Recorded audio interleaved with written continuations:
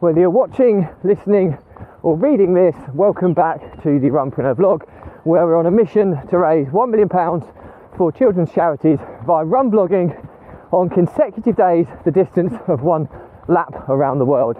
It is a staggering 40,075 kilometres. It's going to take about 11 years to accomplish in total, so plenty of time to raise that money. I'm going to commit to vlogging whilst running a minimum of 5 kilometres every single day, and I'll even do it barefoot style. So for those regulars who will know that my vlog is always about my passions, which are entrepreneurship and running, and most importantly how these topics link together to help people overcome the emotions of stress, overwhelm and anxiety by using exercise as a release mechanism. Now, it is a horrible morning. It's been chucking it down all morning. It's windy, it's gusty, it's quite warm, about 12 degrees, but it's a horribly wet and windy morning, so not my favourite running conditions, and to be honest I didn't fancy it today, but I'm here anyway. And it is Saturday Summary today, where we give you an update on my journey as a serial entrepreneur. So please give this challenge some support by subscribing and sharing this content, and let's get started.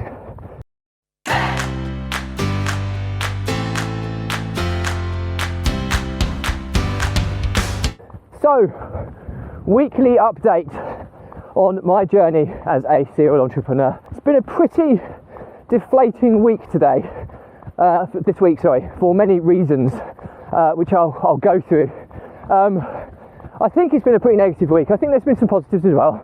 I think I'm conditioned to always see the positive in each scenario, but it just feels like the week that's just passed has been a bit of a tough one to take.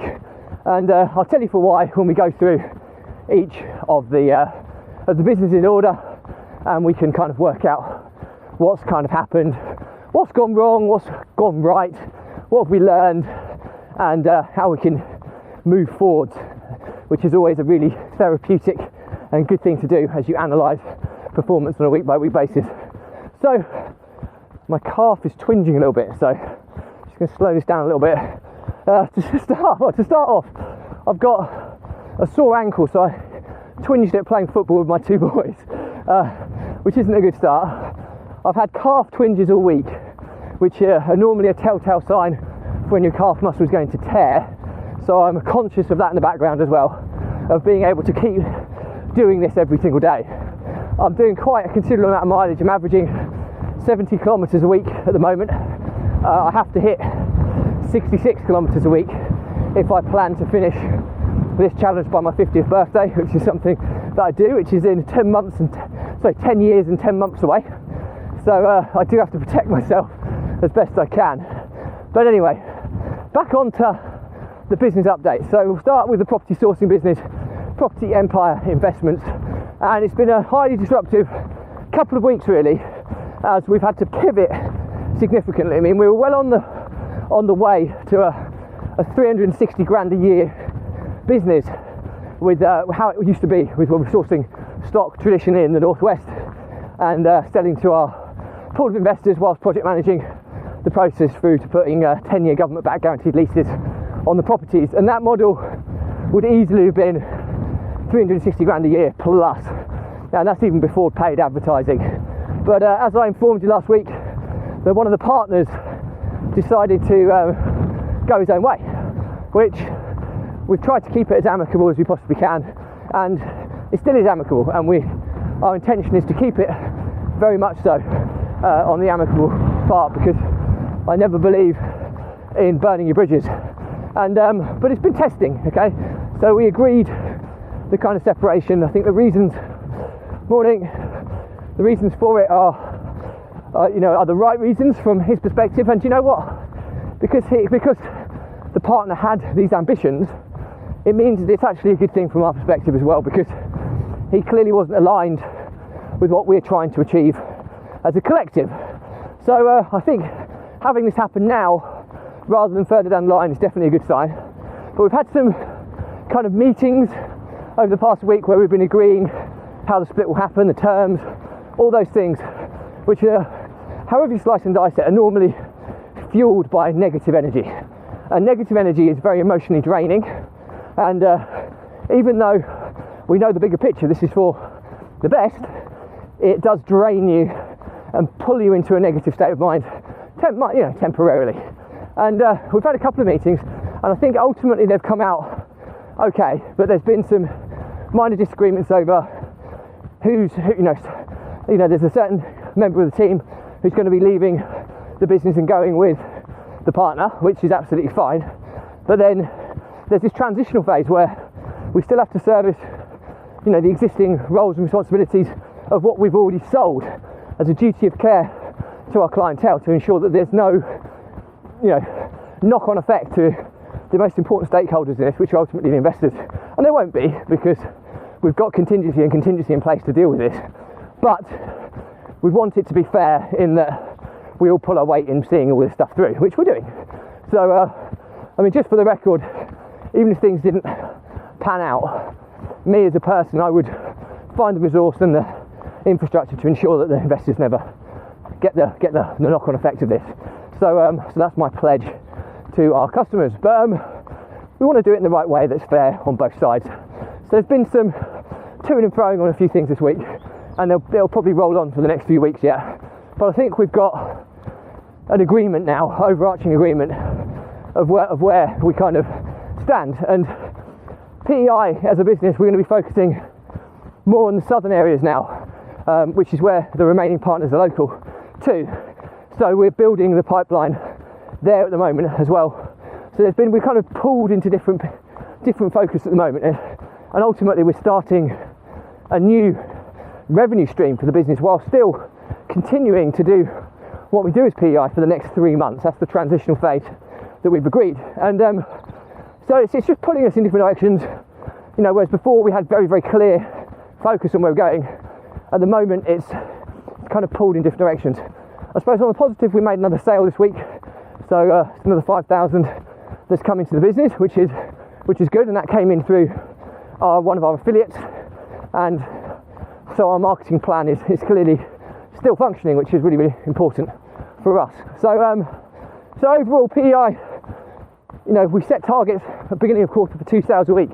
I don't think that's going to happen now with how the focus has been shifted on us building revenue streams in a new area, a new territory, with new contacts. So we're kind of building up from the beginning again, while still delivering on the stuff that we've pre-agreed to kind of complete on in the old structure. So that's a little bit frustrating, but it is what it is, and I'm sure and adamant that it'll be for the right reasons moving forward. But still making sale through that is always good, and we're looking at ways to kind of drive and catch up on the revenue side of things by venturing into paid advertising. So that's Property Empire Investments. The next one is Property Empire Builder, which is the 2 Squared Academy, the property education business. We had a webinar last week, and frustrating, it didn't perform anywhere near as well as we would have liked. I've talked a lot about the previous webinar we ran, where we had about 475 registrations, of which around 160 odd attended, and we sold about 80 on the night, or 80 subscriptions, and then we had somewhere in the region of another 80 in the sales follow-up. Well, the difference between this webinar and the last webinar, we had over 400 registrations, so the registrations was working really, really nicely, but the attendance from, was down at 15%. So the people that registered, of the 400, we only got just over 50 attend the webinar.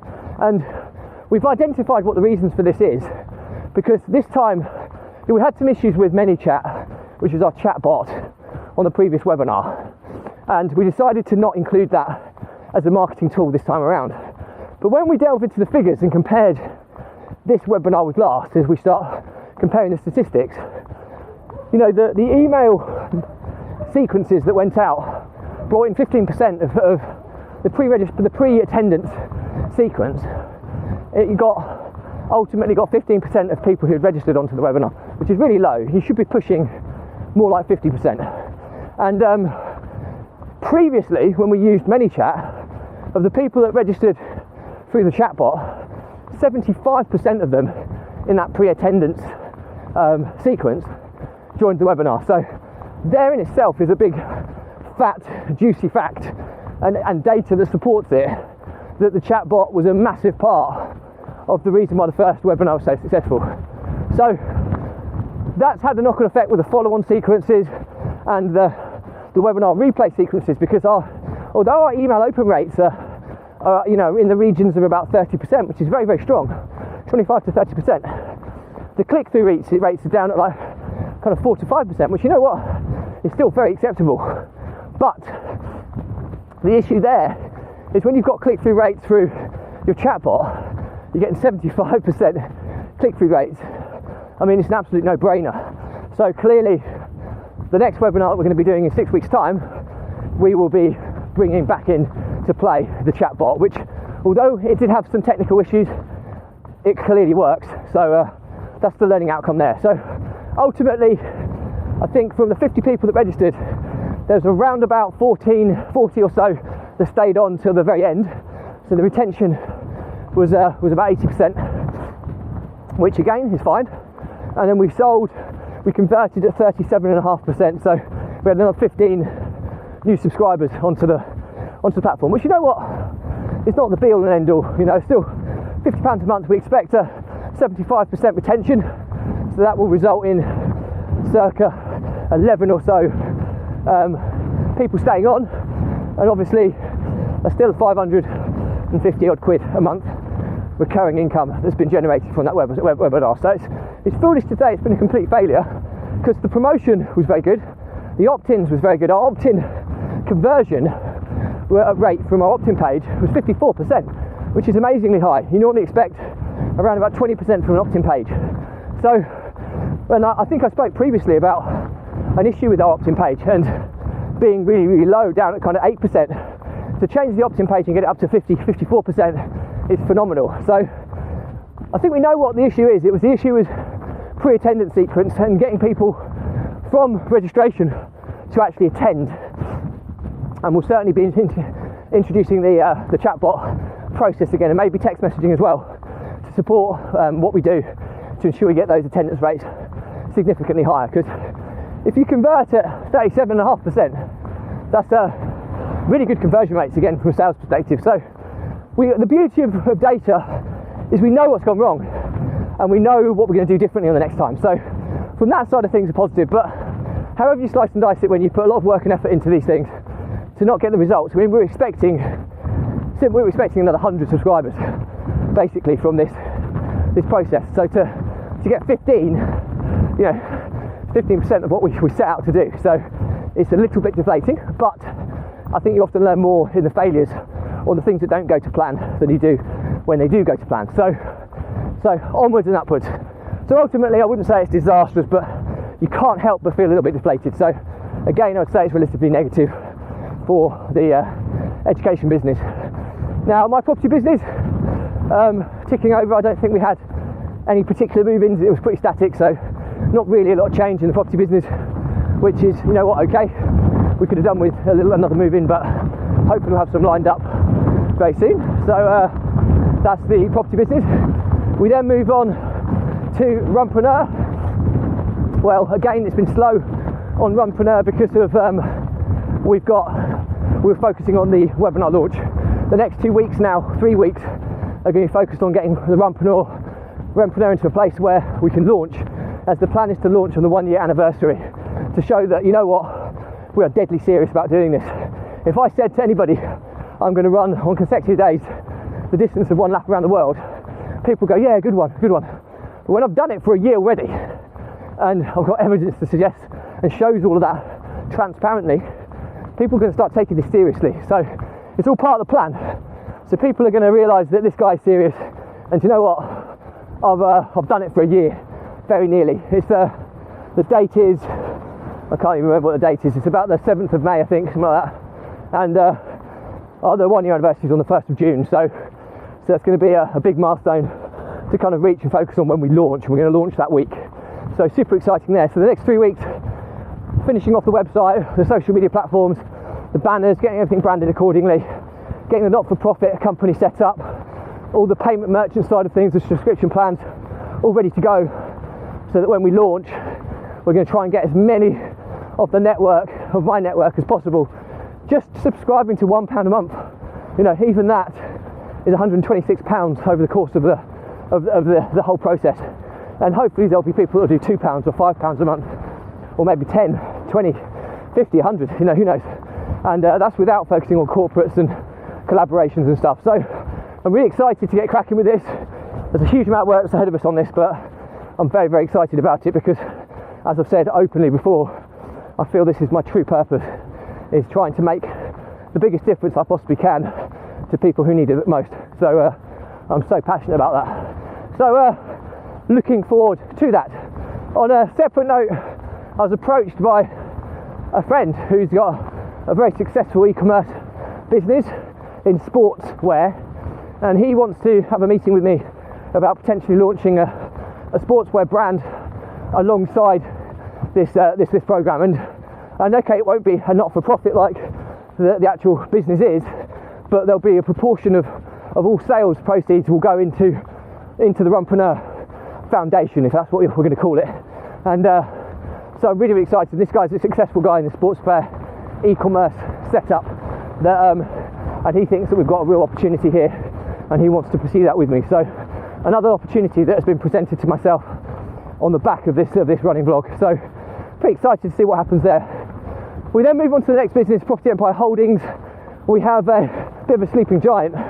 We've got a rent-to-rent on a 2 squared model, which is currently wiping its feet. We're just trying to fill the last vacancy. It's been a little bit more difficult than we would have hoped, but it's a completely new area, so it takes a little while to get the network in place, to get the tenant referrals, but we've got some interest again, and hopefully we'll get that boxed off next week. We've got a property we purchased at auction that we're doing works at the moment. We're going to flip, and if we don't flip it, we'll refinance the money out and hold it and rent it out. So again, that's well in process. We've got an exchange with delayed completion, which is another flip deal, and we've got the builders in there at the moment. So a couple of flips in the back burner as well, and we're focusing hard on our rent-to-rent portfolio. We've got 20 properties being assessed by our government-backed lease provider in the south, and the rates at the moment are really, really attractive. So the reason we're focusing on rent-to-rents at the moment for us is to cash in on the promotional rates, because there's a lot of asylum seekers in the country at the moment that are being housed in hotel accommodation, and it's costing the government a fortune. So they're really, really keen to get rooms available super quick, and they're wanting us to focus on quick turnarounds, which is why they want us to do rent-to-rents as opposed to acquisitions. By the end of July, this promotional rate will have finished, so we'll then be focusing on the acquisitions and sourcing side of the business again. We've also decided to push on into Facebook ads, so I'm learning a lot about that at the moment. I know a little bit. I've tried it in the past and had very limited success, but I'm kind of following an expert in this field at the moment and expecting to spend some time with him over the next month, and I'll be documenting the performance as we start venturing into the paid advertising world a bit more seriously. So that's pretty exciting as well.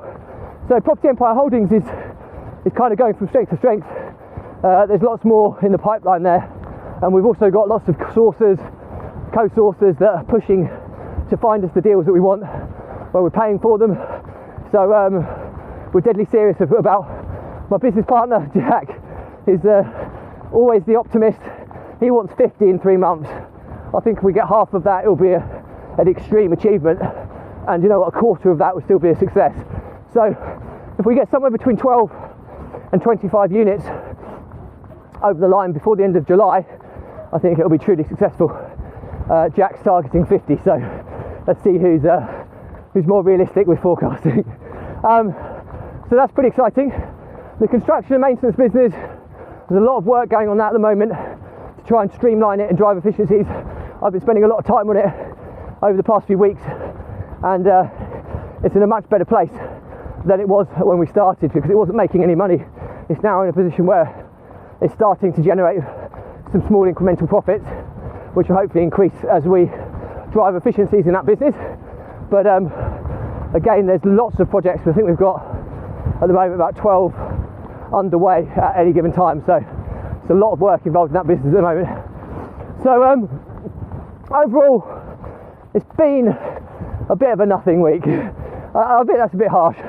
The other thing which is hugely positive from my side, now I'm not going to mention names, but I found out this week that one of the members of my team is struggling with an ongoing health issue that I wasn't aware of, and maybe I should be having more one-to-one communication with my team, but we communicate so often and the trust is so there that I was a little bit disappointed that my team didn't come to me explaining what's kind of going on, and to find it out through second-hand information was I have to confess I was a little bit disappointed in myself that my team weren't in a position where they could feel they could ask me for help. And it turns out that one of my team needs some medical help, and it's quite costly. This is one of my overseas member of the team, and I saw it, and they needed some money to be able to get this procedure over the line. And you know what, it was an absolute no-brainer to say, look, I'm doing it, I'm paying it. And to be able to do that for the team and for the businesses to be in a position where we can do that now is a massive, massive positive. That's the most positive thing that's happened all week, because you know what, life is about family, and the people in my team I treat as my family. They're so loyal, honest, positive people, and without them we'd have nothing. And I don't ever consider myself above anyone in the team. We're all one big team and we support one another, and when someone's struggling we all jump on and help. And I was just delighted to be able to do that on this occasion, and hopefully that financial assistance will make a life-changing difference for this member of my team, and that is so much more important than chasing the next shiny penny. So that's one thing I kind of end the week on a very positive stance of what's otherwise a relatively deflating and flat week. So that's pretty much it for me today. If you've got any questions and stuff, drop me a comment, I'll respond to everyone. If it's a bigger topic, I'll do a separate vlog episode and tag you in. Do check the links in my bios to keep up to date with my challenge to raise £1 million for children's charities by run vlogging on consecutive days, a distance of 1 lap around the world. And as always, I'll end by saying that the content I vlog about is entrepreneurship and running, and most importantly how these topics link with helping people overcome the emotions of stress, overwhelm and anxiety by using exercise, or in my case run vlogging, as a release mechanism to clear your head of those daily, weekly pressures in the form of stresses, that clear your head of them, process what's going on, gain clarity, refocus and move on. Without that release mechanism or that process in place, it's like pressure that builds up in a pipe without a release valve. And we all know if pressure builds up too high, it bursts. And these stresses, if they're not dealt with, they evolve very quickly to overwhelm. Overwhelm is when you've got too much going on, you don't know where to start, and you kind of have a bit of a seizure, or you freeze and procrastinate. Before you know it, you're drifting into the realms of panic and anxiety, which is where you're flirting with the edges of mental breakdown. And believe you me, it's a deep, dark place, because I've been there. In this analogy of the pressure in the pipe bursts at this stage, and it's where you do truly have a breakdown. And I have been there.